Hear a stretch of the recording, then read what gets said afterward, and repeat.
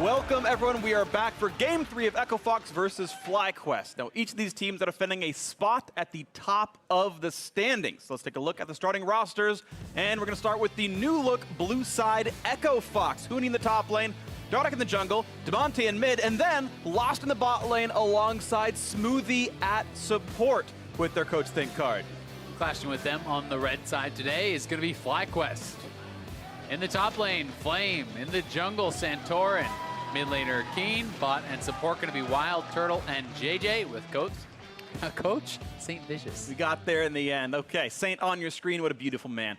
Echo Fox made the biggest moves of the split. Huge roster changes for them, of course, right before the roster deadline. Dropped several players in the roster, but most notably, that man on your screen, Smoothie, is wearing white, orange, and blue. Suddenly he is here, and of course, alongside Academy bot laner Lost in this bottom lane. Yeah, and Lost an import from OCE, so kind of a cool moment for them and for their scene and for him as well to have made it all the way up to the LCS and to be a strong performer from that region. Smoothie also a very big pickup, not only just for Echo Fox, he'd be a big pickup for any organization, but we're going to have to see how well he meshes with the team. Yes, he has been spending some time in Academy this split, but at the mid-season of spring, people were saying he was the MVP of the league. Last year, he was being considered either the #1 or #2 supports alongside Olay, so he really is a beast, and not only is he a good individual player, but he can contribute as far as shot calling goes. Yeah, I think it's been really nice for him. Of course, Smoothie will be up against JJ. Speaking of shot callers, 5-1 record with FlyQuest right now has helped propel them to first place. This guy, I think, is a star in the making. Yeah, I completely agree. You know, he has come in and made such a difference. You know, these new players for FlyQuest, Santorin and JJ, have really been doing very, very well for the team and really turned around a squad that didn't have a lot going for it in the spring split. I mean, this has also enabled Wild Turtle, though. That's another really big story, and he is having a much better performance in summer than he did in spring. I think thanks in part to the fact that he has a better lane partner, and also there's more pressure being kind of exerted on the map. Yeah, honestly, it's been just a great sort of tale of this team really gaining in power. They were an 8th place team last split, right? Not a great run for them, but as we mentioned, tied for first is absolutely huge. I know I've heard some of the mic checks on watching Echo Fox's, or sorry, FlyQuest games. JJ is super talkative. He's commanding the team, and very clearly so in team fights. Like a lot of these clips, you guys have all seen mic checks before, where it's like, Oriana, get Oriana, and you're like, are you even saying English anymore? And like, that's the actual comms. This dude is super clear. He says his phrases once, he cuts through the din. Like, I am super impressed with JJ coming in mid-split, and he is absolutely awesome. Yeah, I mean, communication is extremely important, as is removing clutter from comms, right? Yeah. You know, you want to communicate everything that is important without all the extra garbage that can sometimes then clutter comms and make it very confusing, make it hard to hear the important calls and cooldowns that are actually being used and monitored. Either way, JJ certainly has impressed so far, but you know, there have been critics of FlyQuest still. You know, they are sitting at the top of the table, tied for first, 6-4. But a lot of their wins have looked somewhat shaky. They have been picking up wins that perhaps, you know, they shouldn't have gotten based on the game state. You know, when you look last week against 100 Thieves, they were thoroughly behind. 100 Thieves kind of opts into and then botches this base race where FlyQuest barely wins out. You know, so there are still some questions, and it would be very impressive to see them get a dominant win over a top team. It would be nice to see. Of course, the question would sort of remain, does Echo Fox count as a dominant team right now with a lot of the roster shaken up? I think Demonte's been very, very good. We've seen these high hopes for Lost. Of course, we all expect Smoothie to be quite incredible. I did see his Twitlonger post he put up last week talking about his transition from Cloud9 to Echo Fox, and he said, look, I lost a lot of confidence in my shot calling. The game changed around a whole lot. I no longer knew what we could always take advantage of, what always we could do, and I got a lot quieter. He kind of blamed a little bit of himself and his own familiarity with the game as part of why. He said, but I never lost motivation. I was always trying. I always wanted to get better. Of course, Echo Fox is not giving him the opportunity once again to start on the LCS stage, and we'll see if he feels more comfortable now in the middle of week 6. Yeah, it's going to be very interesting. And I mean, even if he does have that confidence in his own shot calling, I think it takes some time to fit into a new team. Sure. And, you know, this is a team that may have very different wants or needs from his shot calling abilities. When you look at Huni and Dardoch, they, to me, have always been kind of the flagship duo of Echo Fox. They are the guys that are often dictating the pace of the game, calling the shots, doing what they want to do, and the rest of the team is more kind of facilitating that and playing around them. We'll see if that changes with Smoothie, if he kind of tries to step more into a shot calling role. You also have to remember, this trade happened a couple days ago, right? This has not been long. Smoothie and Lost, it's not like they were on an academy team together. They have no practice, really, you have to think, besides the last couple days. So as a duo, that could take some time to polish up as well. Well, things to watch for here. 15 seconds to go for the beginning of the ban phase. I want to point out that Flame has soft counterpicked himself with the Mundo into Gangplank. Typically see GP as a big pickup to counteract that one. Of course, Huni on a fairly comfortable high damage character here. Flame, Mundo can certainly do well in the matchup. We've actually seen things such as FlyQuest themselves suffering at the hands of Someday in this very matchup themselves, being the Gangplank, and the Mundo walked all over them. So certainly outplays can happen here.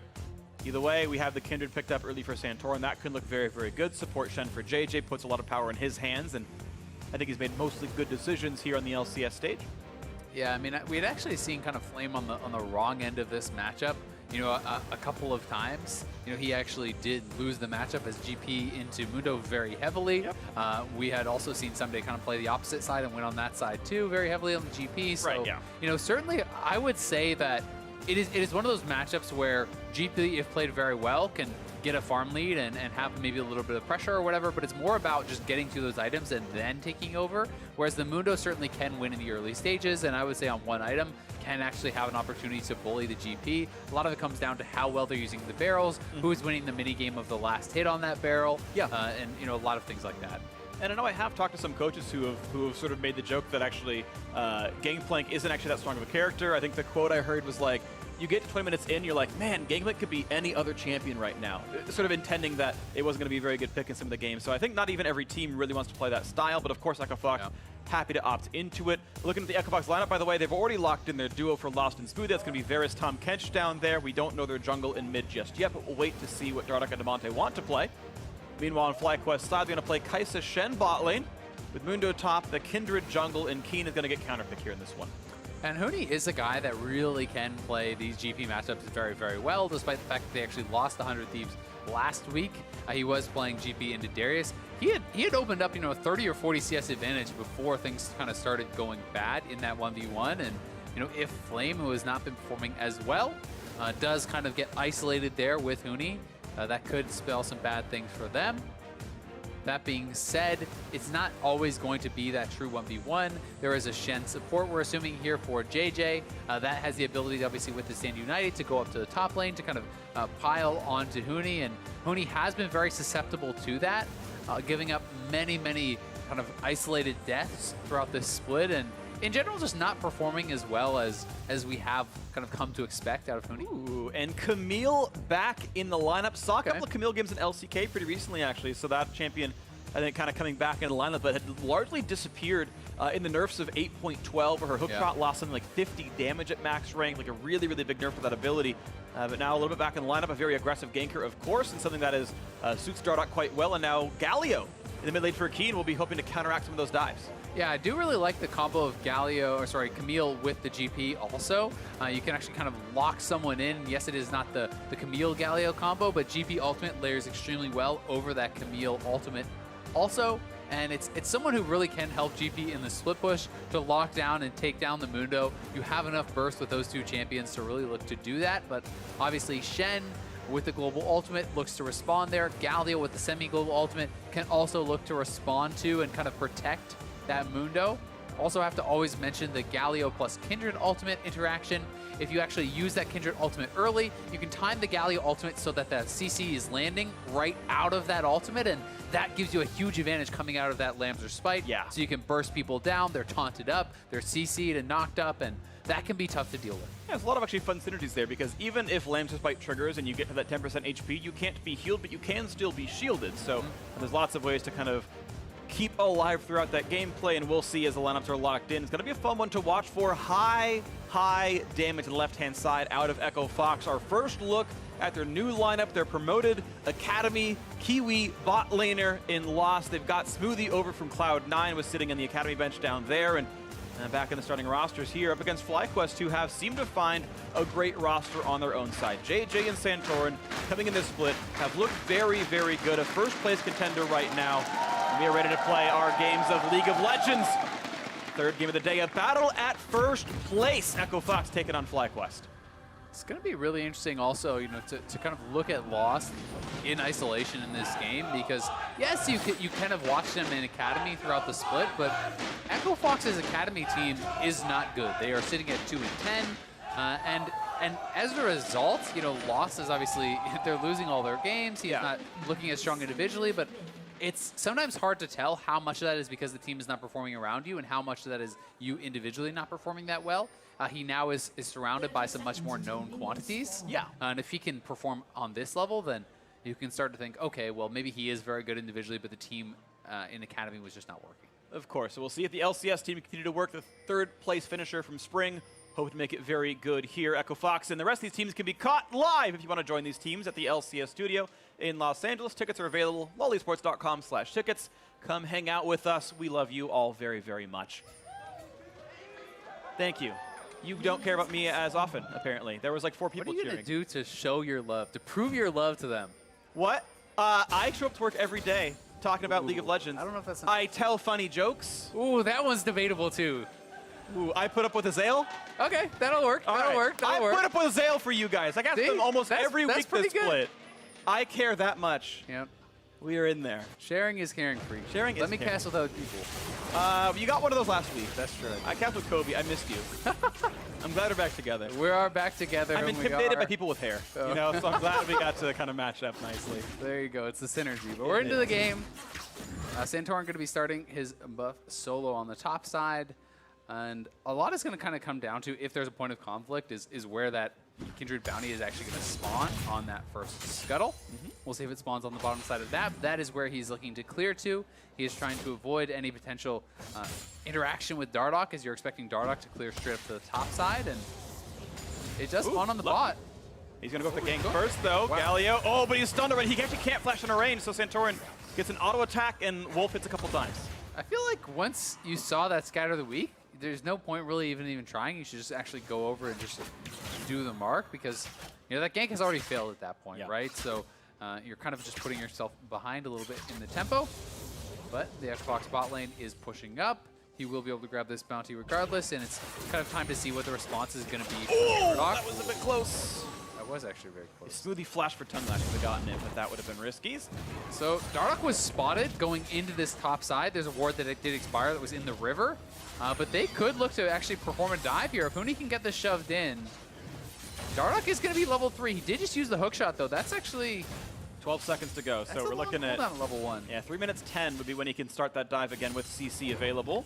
Wave is in. Is Dardoch going to go for anything but steals? Yeah, it looks like not a dive at all. Just some damage out they go, but you don't have to think about the attempt. Look for anything else. Would be risky, you know, but it's one of those things that is always an option when you know that Kindred kind of had spent some time and was down on the bottom side of the map. They can look to kind of go for a later dive.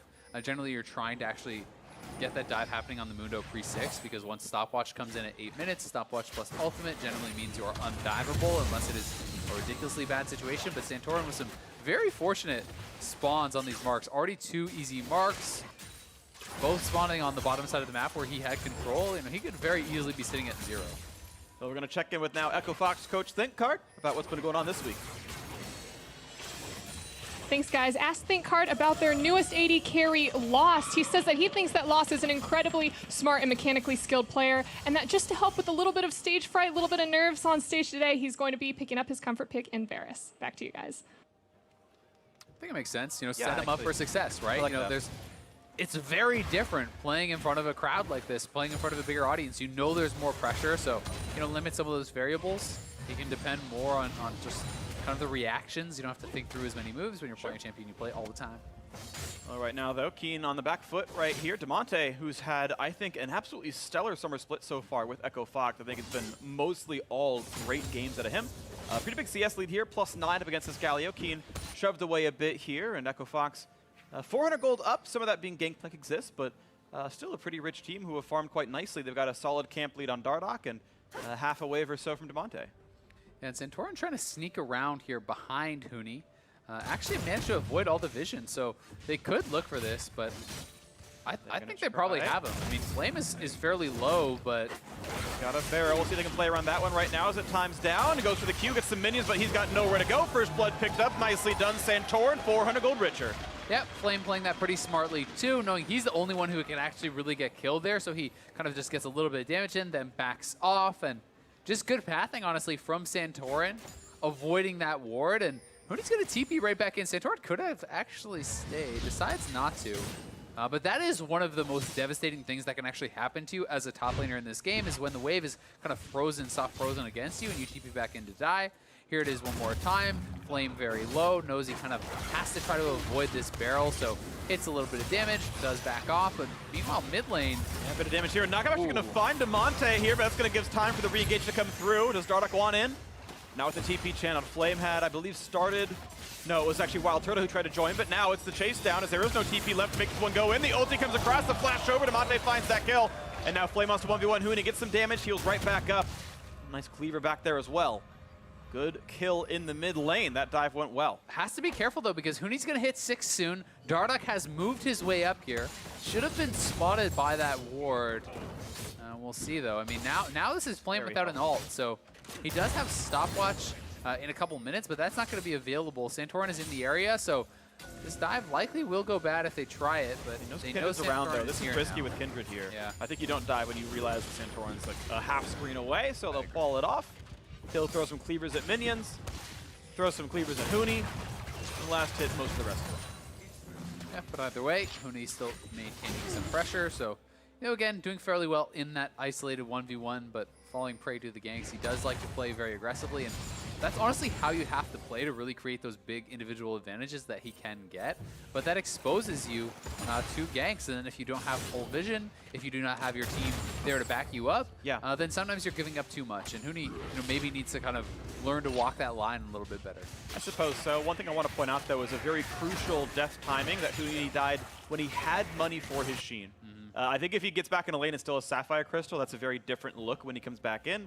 Now he's actually taken an on-purpose recall, this time picking up some more stats. A Doran's Blade and a Dagger, I believe, both picked up here. So more sustain, more durability in case of another gank.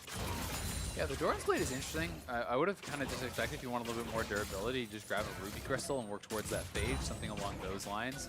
Because Doran's plus Dagger could just be Ruby Crystal and a Longsword for the pieces of the Phage. This will slow him down a little bit more, but it does give him more immediate power if he's trying to kind of brawl and fight up against Flame, as Huni has been known to do. He really does like to take those aggressive trades and fights.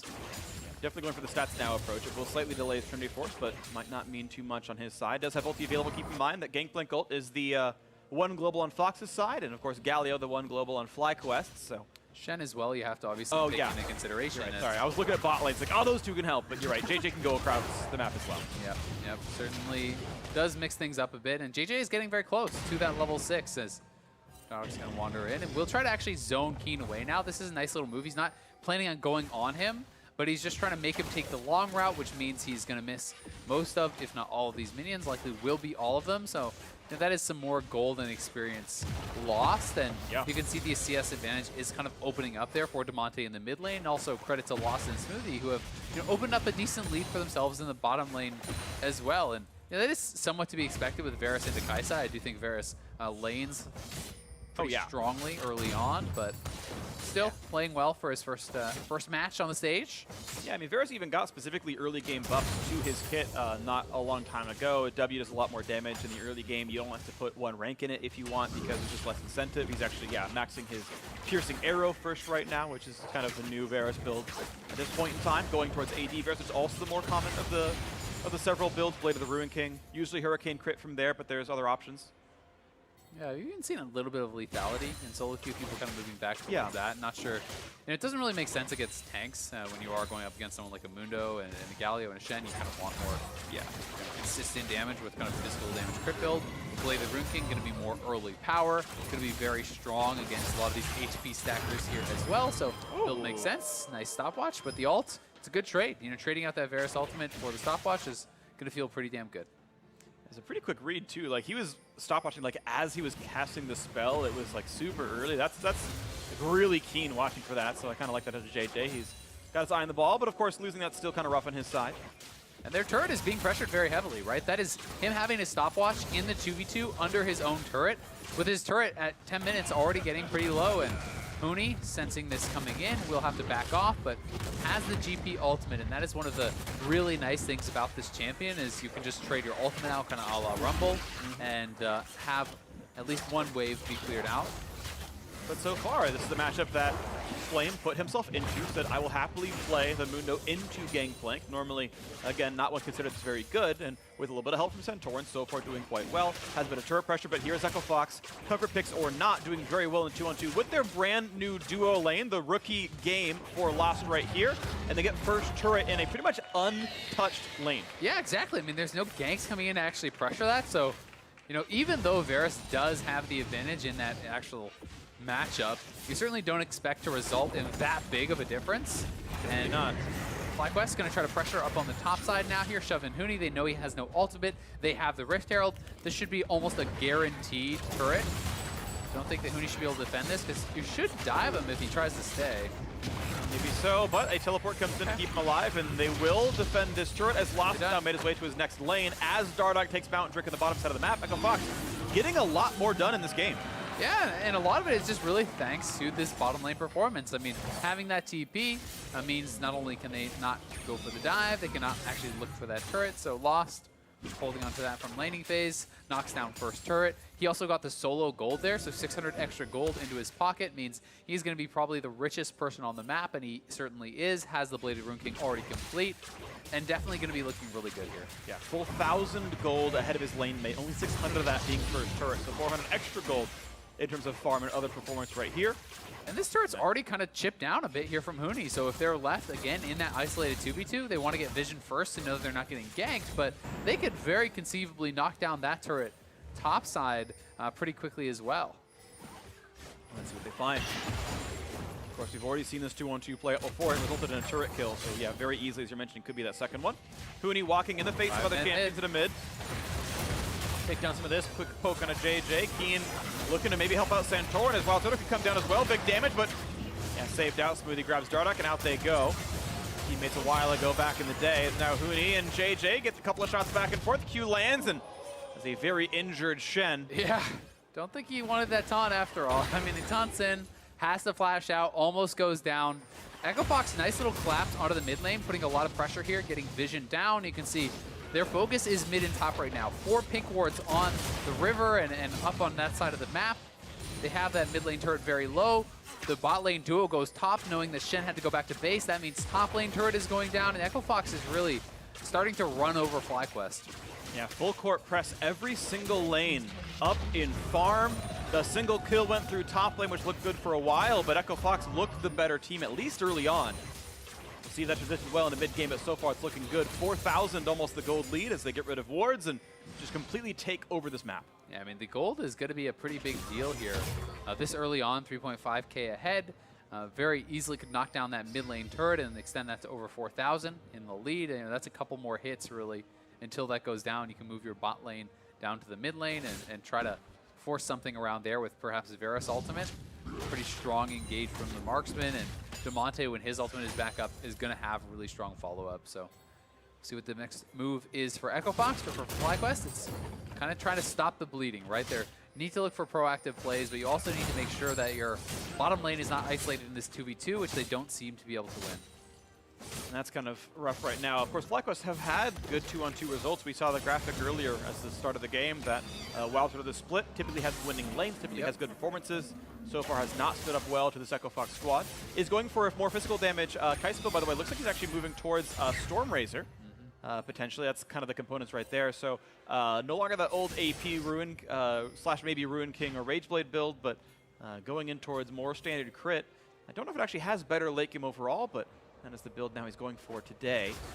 Yeah, we haven't seen the Q evolve in a long time. It did get nerfed quite a long time ago, and that was kind of one of the things that helped to prompt people going more for AP and scaling very powerful there as well. You know, part of it you can say, okay, well, Kaisa is a weaker early laner. Shen obviously doesn't really add that much against the Tahm Kench lane, because if you taunt in, you end up just getting kind of eaten up and kind of losing that trade. So certainly that is true, but then you have to make good on your advantages, right? And that is Shen's global presence. We haven't seen them actually be able to kind of unlock JJ to make anything happen with this Stand United. I believe it has not yet been used this game, and you know, while Turtle kind of with his long-range engage ultimate to follow up on things as well, you need to see them being somewhat proactive. Like, I never feel good when I'm watching a game with Galio and Shen and all these champions, and we're 15 minutes in, no one has used their ultimates, right? Like, this is not getting executed on, and I feel like you want to use it more aggressively than defensively. See that aggressive play can come through right now. EchoFox have knocked down all 3 outer turrets. 500 gold apiece, not counting first turret gold. Nice little bonus right here as the push continues, this time top side towards tier 2. Pretty quick wave clear, adding in some more attack speed. He's going towards the Zeal upgrade, it seems, for Lost. He may choose to go for any jungle camps he can find on the side of the map, but they're all dead right now, so no extra income for him. Just sitting on this solid 28 CS lead. Yeah, Hurricane should be super effective for Lost this game. 3 melee champions there for him to kind of Hurricane onto. That's going to feel pretty nice. And I want to see how FlyQuest actually kind of executes on their composition, because there are some pretty nice aggressive ways you can play it with Turtle. You know, Turtle ultimating in, you follow that up with Stand United, with Galio ultimating, with all these sorts of things. But other than that, you're really looking for like a Shen taunt flash and Galio follow-up or something along those lines, because you know, Mundo, his engages basically run at them. Kindred's engages walk at them, right? Like, they don't have very clear go buttons. Well, they're going to try. Sweeney's on the other side of this fight. Burns his flash to get away. Okay. Sweeney walked past Mundo and was surprised when he ulted at him. Yeah, well, and I think he got scared because also Galio was kind of missing from mid lane, so threatening that roam down. Mooney will have to trade out the flash. Nicely done there by Flame. Ultimate for flash, always going to be a pretty good trade here, but... Except for Zoe's. Zoe has 3 wins, but that's not what you're going for here in this one. Either way, yeah, Mark picked up here. Centaur's starting to scale a little bit more. Only a few on that kit. 3 right now, the Kindred stacks. 4, again, that magic number on this champion. Might not be too far away. And a turret on the board, of course. We saw FlyQuest get that one, and Turtle got solo gold, so Stormrazor done, and his individual gold only, 840 behind Lost, so he's closing the gap a little bit here, and still stacking up, getting more of the items. He's also very close to getting his E evolved, by the way. Berserker Greaves plus Stormrazor plus the Zeal upgrade is going to get him there. A nice flash on the wall. Big hard CC and a kill and a Dardock. Nice pick up there for FlyQuest. But a Root comes across. They can get that kill, and they do. Shen is dropped and Keen. 1 or 2 more hits will kill him. Not quite the damage, though, but still Smithy will save his teammate, and out they go. But now Flame maybe have gone too far as Gameplay got the kill on the backhand side. There's a kill off onto Flame, and another one is the Galio, and the rest of them dropping a stun long range. They might get off Santorini. He's trying to heal up, go for the kill to heal, but no. That's going to be a tongue lash, and Smoothie grabs that kill. 5-2 on the scoreboard. EchoFox gets a Drake as well. What a fight out of the blue team. Yeah, they engage on a Dardock. They get the kill there, but Lost was just shredding them. Not looking nervous at all here. That was a hell of a fight from him, flashing forward, playing very aggressively, gets a couple kills, and here's the initial play. Dardock on a ward, doesn't know it. They jump on top of him, they burst him down, but Lost is untouched. Lethal tempo proc. Look at him stepping forward, just shredding through these FlyQuest members. Barely not able to kill off Keen, but Smoothie is behind him, so he can afford to play this aggressively. As soon as he hops out of Smoothie, he is again moving forward, playing it aggressively, and Smoothie ulting up with that global ultimate, being able to deliver him in. Probably should have just donated that kill over, but either way, very good stuff here from EchoFox. And it's actually rapid fire second here from Lost, so kind of favoring the added range and a little bit of burst there instead of going for something like a Hurricane, but impressive first little fight from Lost. Yeah. And I think he actually managed to flash over the Mundo Cleaver with that one forward, so kind of keeping track of cooldowns and projectiles in his way. So far, pretty decent. Well, of course, we saw Santorin got his 4th mark during that team fight, but it is now a 5,500 gold lead that FlyQuest have to suffer through. A deficit in their case, and that's going to be pretty hard one to get back from. So EchoFox, I think, well on their way to a temporary control alone of first place. Yeah, certainly the case, but we have also seen how quickly someone can go down from the side of EchoFox, because they don't really have any true tanks. There is the Tom Gensh, that's about as close as you're going to get, but if Dardock or Lost or Huni or Demonte, any of those guys really do kind of get caught out and locked down by that CC, they can be burst down extremely quickly. But when that doesn't happen, you see the other side of the coin, which is the incredible amount of DPS that they can put out. Turtle wants in, maybe on Lost, but of course, maybe next to him. Not going to be much of a problem. I have a quick question because I don't really play any Camille jungle. Even in LCS, is Warrior first still before Triforce? Yeah, generally people are going to complete jungle item just for more of like the early game power here on the Camille. So I think that's fairly reasonable if you're looking to try to play an aggressive game. Yeah. It is definitely the standard. Okay, because the reason I bring it up is he doesn't need to worry about like the Monster Hunter like jungle enchant debuff or anything, because he's never going to be anywhere near Gangplank's gold.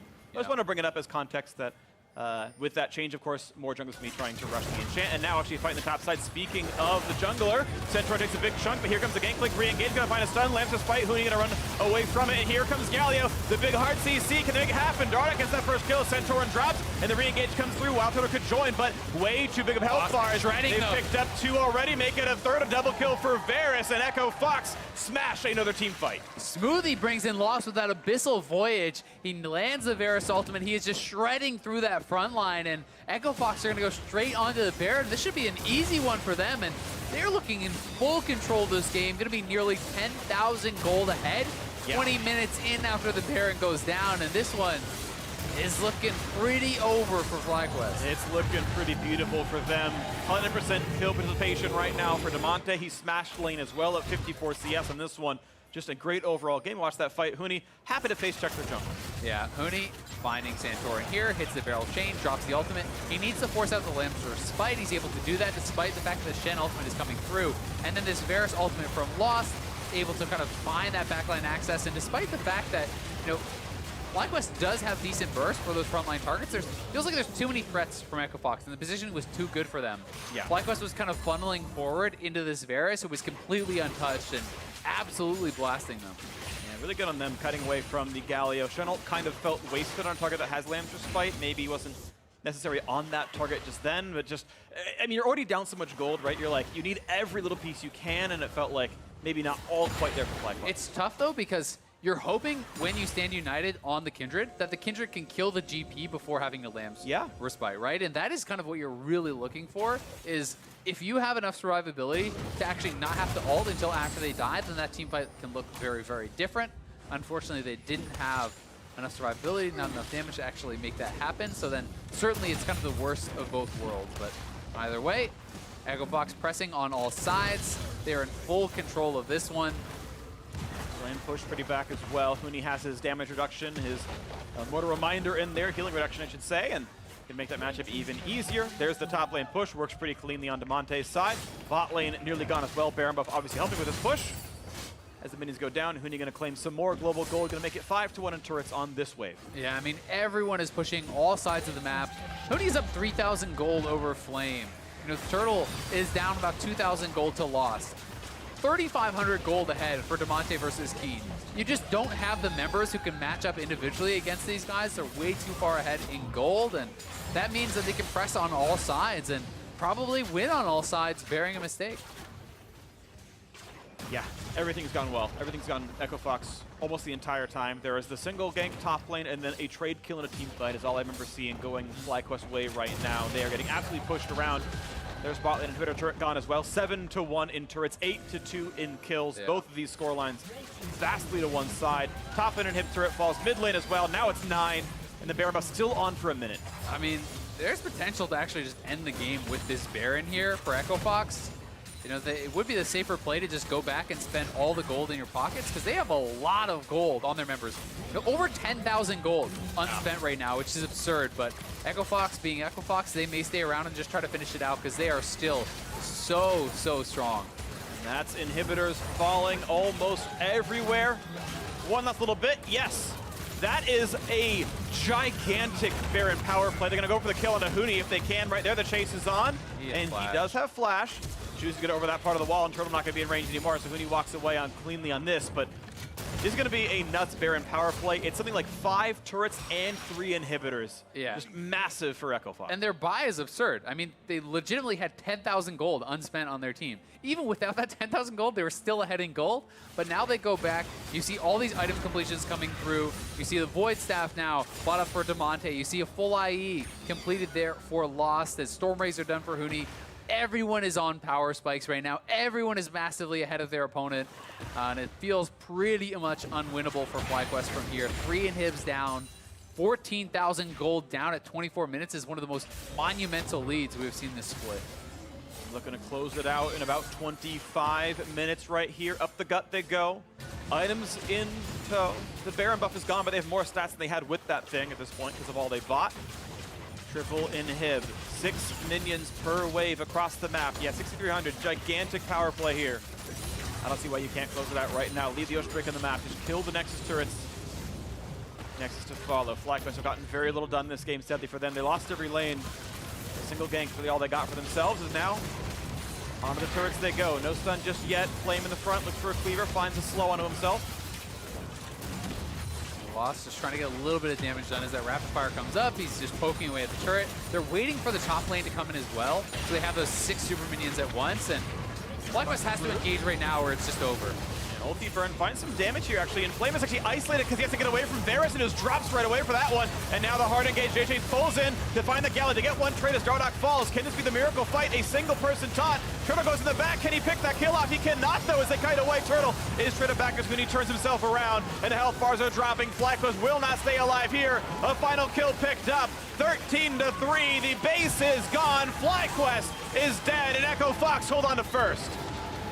And what a debut it was for Smoothie and Lost, performing so well in that bot lane 2v2, taking down the turret, looking great in the team fights, and Echo Fox putting on one of their most impressive games of the split.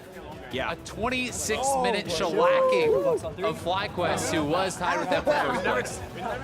11, 13, 14,000 damage to the big carries on that Echo Fox side. Dardoch was there for a couple of ganks, but for the first time all split, it feels like an Echo Fox game that was not about Dardoch carrying. Yeah. That was one of the big things the summer split was where exactly is Huni, where's their bot lane. Demonte's been doing well, but this is now like a 2v5 sort of team, and this was instead Dardoch, who only outdamaged Shen, was part of a couple of fights. I mean, he farmed pretty well, he map controlled pretty well, but yeah, the laners all did a ton of work, and new look Echo Fox looks strong.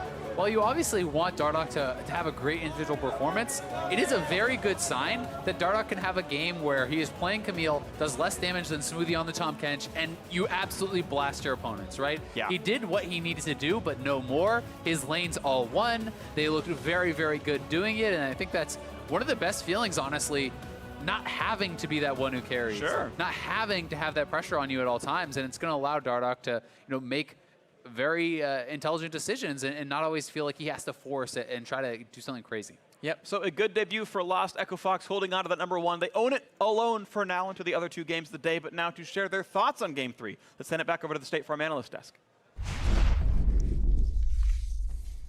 Thank you very much, gentlemen. First off, I'd like to welcome Licorice to the desk after your big win today over TSM. But diving into this Echo Fox, very clean, very quick Echo Fox victory over FlyQuest in a battle for first, I want to get your thoughts on Champion Select, because I know at the outset of it, you weren't the fondest of the Camille pick for Echo Fox. Yeah, so I liked Echo Fox's team comp, where they picked 3 strong lane matchups, and then the Tahm Kench that's kind of going to help them keep everyone safe and have a very clear goal for how they're going to play the game out.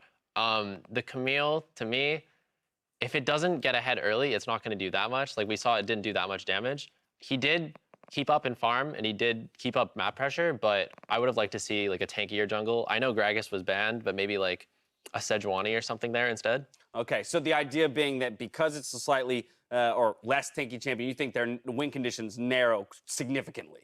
Yeah, I think if you don't have that tanky champion that can kind of jump into the enemy team, then if you fall behind, it's going to be a lot harder to kind of be able to force plays to get you back in the game. All right, that said, they did have 3 strong lanes, and very quickly we saw a gold lead built for Echo Fox, both in CSD as well as turrets taken. Yeah, and that kind of just speaks to how their comp worked. So obviously, Syndra lane dominant, Vara's pretty good, first pick, and then the GP Mundo matchup, I know you had a lot of thoughts on who has power when, and if you don't get the first dive off pretty quickly, the Mundo just becomes unkillable. And they didn't get that dive off even though the pressure was up there, but Huni was still playing it with knowing he had Dardoch in his back pocket and was also able to make some pretty big gold leads.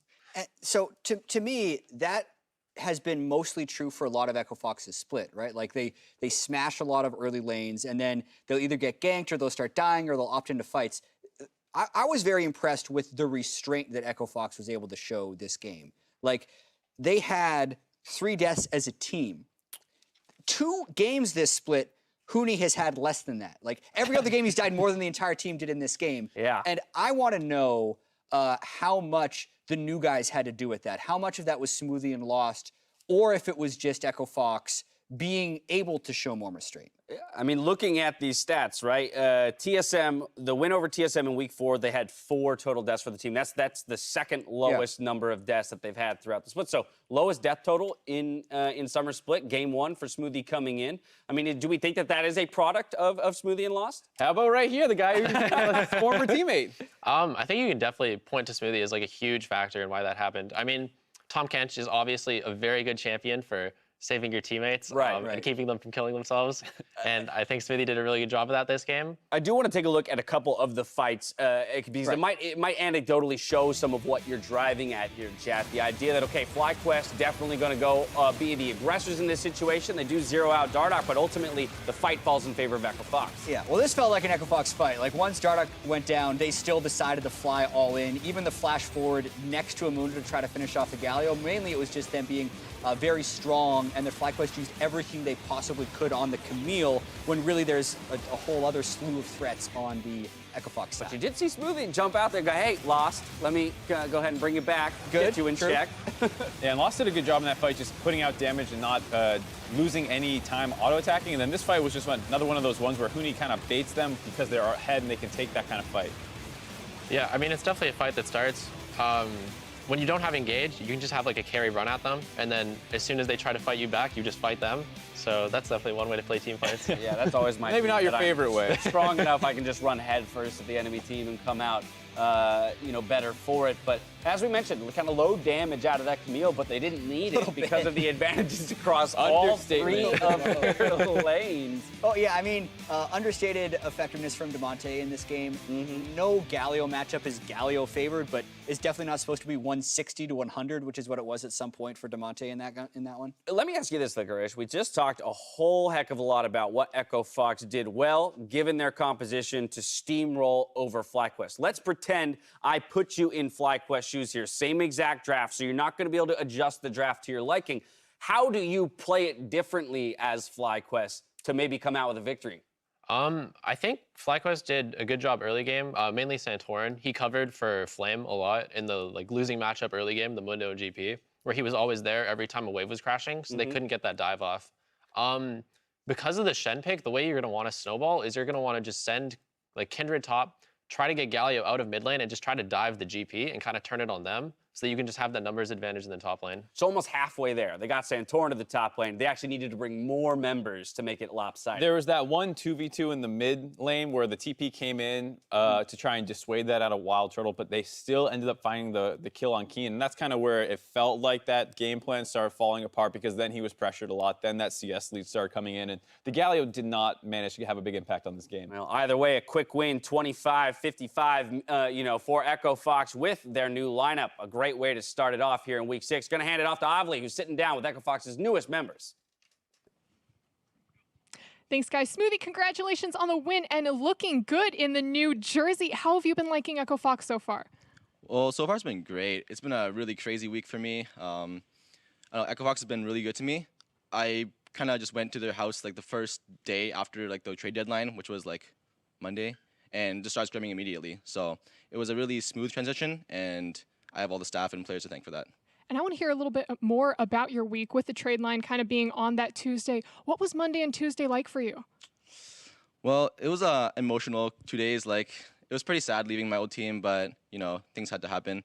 And again, we just went to their house and just started streaming, We're just a bunch of guys, 5 guys playing games, so it's pretty easy.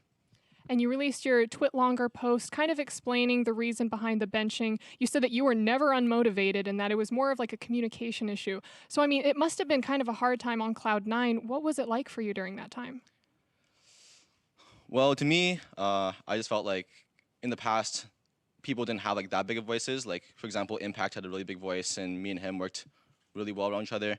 And nowadays, we're losing a lot. We were losing a lot, so I guess the solution was, changing the rosters, which was fine. I didn't agree to it too much, but they thought that I was talking too much and weren't allowing other players to talk, which was probably pretty true. And I touched on this in the Twitlonger, but I wasn't really decisive enough, and that was just my bad. If I was more decisive, then maybe we wouldn't lose those games where Licorice went 10-0 on LCS stage. You know, this shouldn't happen, and I felt really bad. And now joining Echo Fox, there are two strong voices in the shot calling, Huni and Dardoch. The desk, I think, was talking a little bit earlier, wondering how you're going to kind of fit in with them if you do have the problem of talking too much. So how do you think you fit in with the team?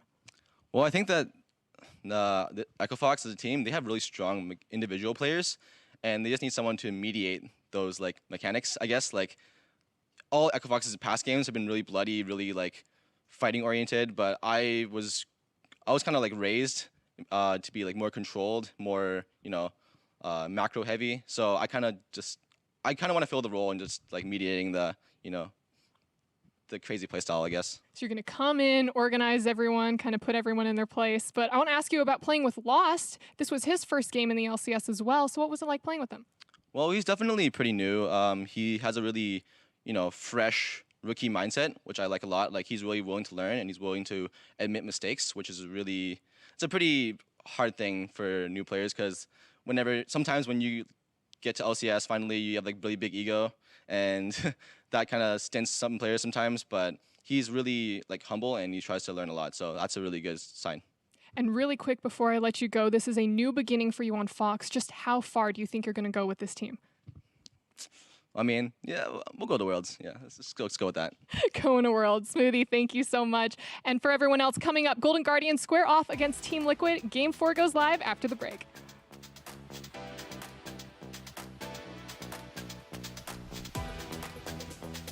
I don't look at the minimap, so. Yeah, me neither. It just takes up the Good shit, guys. I just rely on my jungler to tell me. Now it's the chase down as there is no TP left to make this one go in. The ulti comes across, the flash over, Demonte finds that kill. Nice. Yeah, you guys got it.